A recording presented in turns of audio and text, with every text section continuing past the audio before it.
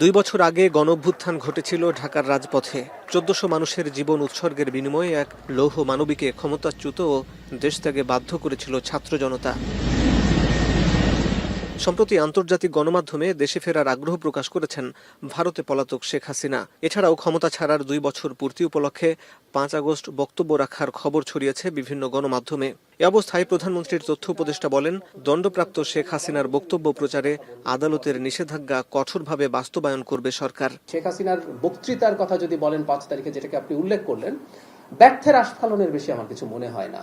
মঙ্গলবার সরকারের বিভিন্ন মন্ত্রণালয়ের অগ্রগতি তুলে ধরতে এক ব্রিফিংয়ে তিনি বলেন, কোনো গণমাধ্যম এই নিষেধাজ্ঞা লঙ্ঘন করে তার বক্তব্য প্রচার করলে আইনি ব্যবস্থা নেওয়া হবে। শেখ হাসিনার কথা বলছি, তিনি যখন বক্তব্য দিচ্ছেন, এর আগের বারও আমরা একটা ব্রিফিং দিয়েছি, পত্রিকাগুলোকে একটা নির্দেশনা দিয়েছি, এটা যদি কেউ আগাম জানায় এবং সেটা পাবলিশ করে, এটা অবশ্যই আদালতের রায় ভায়োলেট করা হবে। আমরা এই ব্যাপারে ব্যবস্থা নেব। ৭২ ঘন্টা ময়েশ্চার লক সমৃদ্ধ লিলি হুইপড শিয়া মিস্টিক গ্লোয়িং বডি ওয়াশ। শিয়া বাটারের গুডনেস স্কিন রিপেয়ার করে রাখে সফট ও গ্লোয়িং, ছড়িয়ে দেয় লং লাস্টিং ফ্রেগন্যান্স।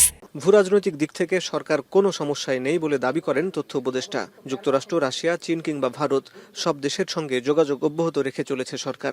এই সরকার কোনো জিওপলিটিক্যাল সমস্যায় নেই, বরং আমি বলবো যে সরকার তার সব দিকে সবার সাথে, তার জনগণ এবং রাষ্ট্রের স্বার্থে তার সম্পর্ক তৈরি করছে। ডাক্তার জাহিদুর রহমান বলেন, গ্যাসের ঘাটতির প্রভাব পড়েছে বিদ্যুৎ উৎপাদনেও। অল্প কিছুদিনের মধ্যে ধাপে ধাপে গ্যাস সংকট কেটে যাবে বলে আশা প্রকাশ করেন তিনি।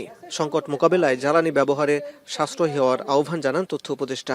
যেটা আমরা এখন তরল জ্বালানি ভিত্তিক বিদ্যুৎ কেন্দ্র দিয়ে করেও পুরোপুরি সামলে আনা যাচ্ছে না। কোনো গ্রাহক ভুতুরে বিল পেলে সংশ্লিষ্ট কেন্দ্রে গিয়ে সরাসরি অভিযোগ জানানোর আহ্বান জানান তিনি। খুব বেশি সময় আর লাগবে না, আমরা আশা করি।